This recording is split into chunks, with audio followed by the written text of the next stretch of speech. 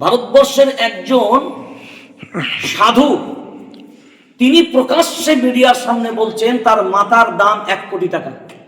ভারতবর্ষ কোন জায়গায় গেছে?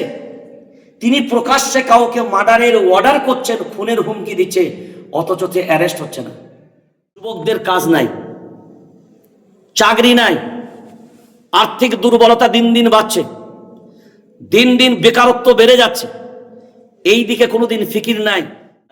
এ সরকারের উন্নয়ন বলে দেশের জন্য কিছু নেই, শুধু একটাই আছে, এ দেশের মানুষকে বিভ্রান্ত করাটাই হলো এদের উন্নয়ন। যুবকদের কাজ নাই, চাকরি নাই, আর্থিক দুর্বলতা দিন দিন বাড়ছে, দিন দিন বেকারত্ব বেড়ে যাচ্ছে, এই দিকে কোনোদিন ফিকির নাই। যারা কালো টাকা রোজগার করছে তাদের কালো টাকাগুলো দিন দিন অ্যাকাউন্ট বারো মজবুত হচ্ছে, কিন্তু যারা অসহায় গরিব তারা দিন দিন আরো নিষ্পেষিত হয়ে মরে যাচ্ছে, তাদের ব্যাপারে ভাবনা চিন্তা নাই। এ সরকারের উন্নয়ন বলে দেশের জন্য কিছু নেই, শুধু একটাই আছে, এ দেশের মানুষকে বিভ্রান্ত করাটাই হলো এদের উন্নয়ন। এখনো পর্যন্ত জাতির বোঝা দরকার নয়, দেশের মানুষের বোঝা দরকার যে আমরা ভারতবাসী, গণতান্ত্রিককে ভালোবাসি, গণতান্ত্রিক রাষ্ট্রকে ভালোবাসি, তাই এই দেশকে আমরা পছন্দ করি। দেশের সংবিধানকে বাঁচানো সকলের জন্য দরকার। দেশের সংবিধান বেঁচে থাকলে সব মানুষই ভালো থাকবে, দেশের সংবিধান বেঁচে থাকলে সম্প্রীতি বাঁচবে, সংহতি বাঁচবে, আমাদের ভ্রাতৃত্ব বাঁচবে। আর সংবিধান কিন্তু বিলুপ্ত হয়ে গেলে মনে রাখতে হবে মানুষত্ব বোধ আমাদের কাছ থেকে হারিয়ে যাবে। সেই জন্য সংবিধান বাঁচানোর জন্য দেশের আপামর জনতা, সব ধর্মের মানুষদেরকে আহ্বান করছি, আমরা জামিয়াতুল আইম্মার পক্ষ থেকে, আসুন সংবিধানকে বাঁচানোর জন্য আমরা এক হয়ে এই কেন্দ্রীয় সরকারের সব অপচেষ্টার বিরুদ্ধে আমরা রুখে দাঁড়াই। এই বিষয়টা আমরা এর আগেও বলেছি, সাংবাদিকদের সামনেও বলেছি, এর আগে প্রেস কনফারেন্স করেছি আমরা অনেক কটা ব্যাপারে, যে আমরা পশ্চিমবাংলাতেও দেখেছি। মেন সমস্যা হচ্ছে সেই বলে না, দেখবেন অনেক বাড়ির বিল্ডিংয়ের ছাদে দেখবেন অনেক সময় গাছের চারা গজায়। এখন ছাদে কি কেউ গাছ লাগায়? তা গাছ চারা হলো কি করে? চারাটা এই কারণেই হয়, কোনো না কোনো পাখির কোনো পায়খানাতে হলেও সেই বীজ ওখানে এসে রোপণ হয়েছে। এখন বাংলায় এই সাম্প্রদায়িকতা তৈরির পিছনে সব বাইরের বীজগুলো বাংলায় ঢুকেছে, আর সেই বীজ রোপণ করার জন্য এই বাংলাতেও এই সাম্প্রদায়িকতা তৈরি হচ্ছে। আর এদের পিছনেও একটা সক্রিয়ভাবে একটা শক্তি কাজ করছে। এটা তো বড় আফসোস নিয়ে আমাদেরকে বলতে হয় যে আজকে আপনারা দেখেছেন মুর্শিদাবাদ একজন মানুষ একটা মসজিদ করার ডাক দিয়েছে। ভারতবর্ষের একজন সাধু তিনি প্রকাশ্যে মিডিয়ার সামনে বলছেন তার মাতার দাম 1 কোটি টাকা। ভারতবর্ষ কোন জায়গায় গেছে? তিনি প্রকাশ্যে কাউকে মার্ডারের অর্ডার করছেন, খুনের হুমকি দিচ্ছে, অথচ অ্যারেস্ট হচ্ছে না, তার নামে মামলা হল না, তার নামে ওয়ারেন্ট বেরোচ্ছে না। তো এই ধরনের ইন্ধনগুলো সারা ভারতবর্ষে চলছে, আর তারই কিছু কুচক্র বীজ এই বাংলার মাটিতে ওই উড়ে নিয়ে এসছে কিছু পাখিতে, তাদের দ্বারাতে এখানকারও বাংলার সম্প্রীতিগুলোকে নষ্ট করার চক্রান্ত চালাচ্ছে। আমরাও সক্রিয়তার সাথে বাংলার মানুষকে বলবো, আমরা যেভাবে সম্প্রীতির বাংলা, সংহতির বাংলা, শান্তির বাংলা, আসুন আমরা সেই সম্প্রীতির বাংলাকে টিকিয়ে রাখি, সেই সম্প্রীতির বাংলাকে টিকিয়ে রাখি। কে আমাদের মাঝখানে সেই বীজ পুঁতে ছাদেও না হলে গাছ গজিয়ে দেবে। আর মনে রাখবেন, ছাদে গাছ বের হওয়া মানে ছাদের ক্ষতি করবে, ফাট ধরাবে। যতই মজবুতি ঢালাই হোক না কেন, আমাদের বাংলার মাটিতে এই ধরনের কুচক্র, এই ধরনের সাম্প্রদায়িকতার বীজ নিয়ে আসছে যারা, তাদেরকে বাংলার মাটি থেকে উৎখাত করা দরকার, তাদেরকে আশা বন্ধ করা দরকার। কারণ বাংলার সম্প্রীতিকে নষ্ট করতে দেওয়া যাবে না। আমরা আশাবাদী, নিশ্চয়ই মানুষ বুঝতে পারছেন, মানুষ বুঝতে শিখছে। আগামীতে নিঃসন্দেহে এই ব্যাপারে জাতি ভাবনা চিন্তা। এগুলো ওয়াকাফ সম্পত্তি কোনো ছলে বলে কলে কৌশলে যে কোনোভাবে হাতিয়ে নেব, এটা হলো আসল মূল লক্ষ্য। এখন তারা তো চক্রান্ত এইভাবেই চালাচ্ছে। আপনারা এসআইআর সময় দেখেছেন, এসআইআর এত তারা মাস্টারি চাকরি করবে, সরকারি চাকরি করবে, তারপরেও তাদেরকে এসআইআর এই ফর্ম দিয়ে ফিল আপ করে আপলোড করা, তাদের উপরে যেভাবে প্রেশার, বাংলার পশ্চিম বাংলার মাটিতে কত মানুষ কত এসআইআর চাপে প্রেশারে মৃত্যুবরণ করেছে। এ সরকার তো এই বিভ্রান্তিমূলক চক্রান্ত সব জায়গায় চালাচ্ছে, সব ক্ষেত্রে। এটা শুধু ওয়াকফের ব্যাপারে নয়, তো এই জায়গায় দাঁড়িয়ে আমরা যেটুকু উপলব্ধি করছি যে এরা যেভাবে চক্রান্ত চালাচ্ছে, আমার মনে হয় বাংলার আপামর জনতা সব স্তরের মানুষদেরকে ময়দানে নামা উচিত। গণতান্ত্রিক পদ্ধতিতে আন্দোলনের একটা রূপরেখা তৈরি করে আন্দোলন হওয়া উচিত। আর আন্দোলন ছাড়া, গণতান্ত্রিক পদ্ধতিতে আন্দোলন ছাড়া এই অধিকার ফিরে পাবো বলে আর আশা আমাদের নাই। কারণ এই মুহূর্তে যা উপায়, যে কুমিরের গাল থেকে তুলে বাঘের গালে তুলে দিতে হচ্ছে। উম্মিদ পোর্টালে যাওয়া মানে আমরা মনে করছি ওই কুমিরের গাল থেকে বাঘের গালের সামনে রেখে দিলাম।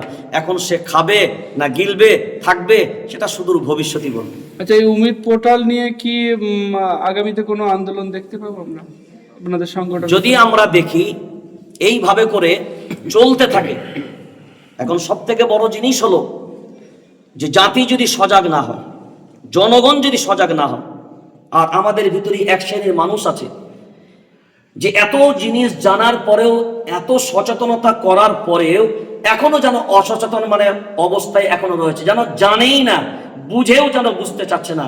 আর কবে বুঝবে জাতি? এটাই তো সব থেকে বড় জিনিস। তবে আমরা এতটুকু জানি যে অবশ্যই যদি এইভাবে অন্যায়ভাবে আল্লাহর সম্পত্তি বা ওয়াকাফ সম্পত্তি সরকার যদি দখল করার চক্রান্ত চালায়, তো ইনশাআল্লাহ বৃহৎ আন্দোলনের জন্য আমরা ইনশাআল্লাহ তৈরি আছি। জি, ভাঙড়ে রীতিমতো আজকে সভা করলেন, আর সেই ভাঙড়ে এসে রীতিমতো ভাঙড়ের মানুষের একেবারে পায়ে ধরবেন বলেছেন, কি উদ্দেশ্য?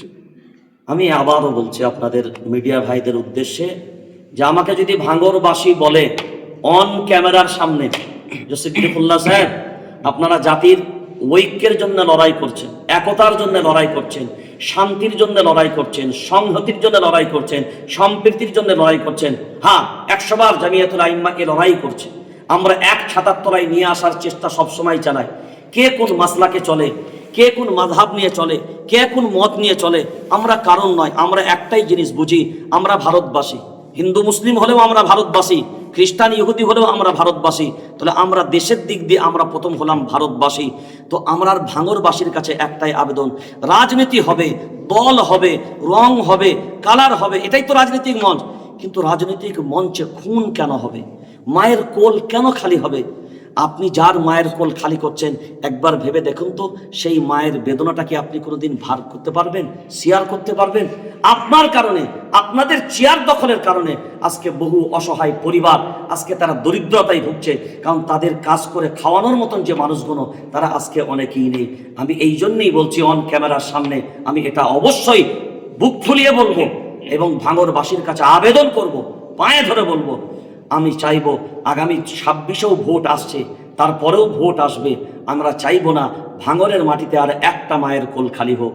আমি চাইবো পায়ে ধরে হলো, তারা যদি বলে যে হ্যাঁ সিদ্দিকুল্লাহ সাহেব পায়ে ধরে বলুন, আমরা যাব না। একটা মানুষ কোনো মানুষের উপরে হাত তুলবে না, একটা মানুষের দ্বারাই কোনো মানুষের বাড়ি ক্ষতিগ্রস্ত হবে না, কোনো পরিবার ক্ষতিগ্রস্ত হবে না। এই শপথ আমাদের ভাঙড়বাসীকে নিতে হবে। নেতা আসবে, চেয়ার তারা পাবে, আর আমরা কি পাবো? রক্ত পাবো, ঘর ছাড়া পাবো, কিছু FIR উপহার পাবো এবং জেলের ভাত কিছু পুরস্কৃত পাবো। এই পুরস্কারই আমাদের ভাগ্যে জুটবে। কিন্তু নেতারা নেতাদের চেয়ারে চলে যাবে। আপনি মাঝখান থেকে যারা মরবেন, যারা মারবেন, তারা কিন্তু ওই নেতাগুলোকে চেয়ারে বসানোর জন্য এ কাজ করবেন।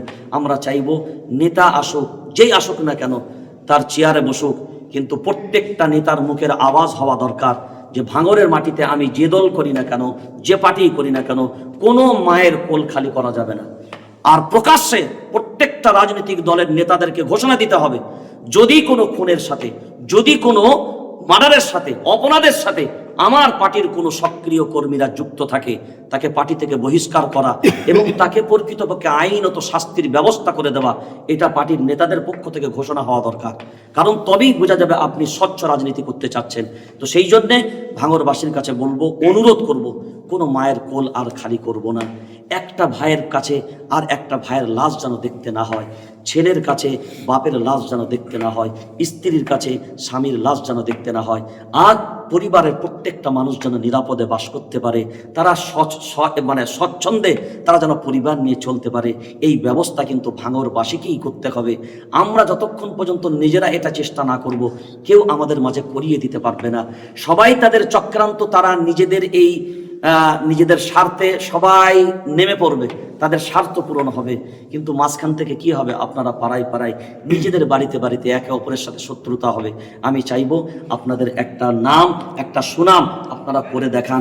যে বদনামটা ভাঙড়বাসীর হয়েছে, আমি চাইবো আগামীতে ভাঙড়বাসী যেন সেই সুনামটা যেন পশ্চিম বাংলার মাটিতে, দেশের মাটিতে আবার ফিরিয়ে নিয়ে আসতে পারে, যে আমরা চাইলে ভাঙড়বাসী এই কাজ আমরা করে দেখাতে পারি।